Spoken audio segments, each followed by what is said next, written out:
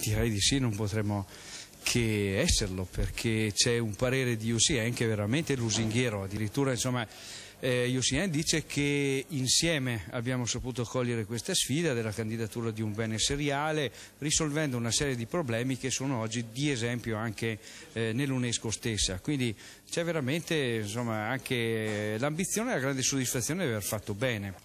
Il parere favorevole della UCN, il massimo organismo internazionale incaricato di esaminare in prima istanza le candidature dei beni naturali, è già di per sé un successo mondiale.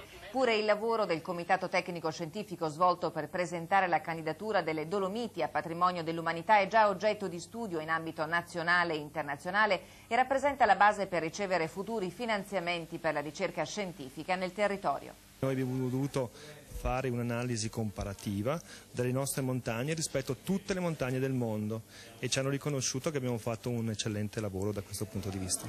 A Belluno una riunione simbolica ha chiuso un lavoro che è premessa per un dialogo futuro con il resto delle Alpi. Belluno, Trento e Bolzano, Udine e Pordenone hanno lavorato con la regia del governo dello Stato italiano e oggi guardano con fiducia al risultato finale. Nessuno prende minimamente in considerazione la possibilità che le recenti prese di posizione del Presidente della Regione Galan possano inficiare il risultato finale. È nota la presa di posizione del governatore che vede nel riconoscimento UNESCO un vincolo e non un'opportunità per il territorio dolomitico. Per Trento, Bolzano, Udine e Pordenone si tratta di chiacchiere elettorali.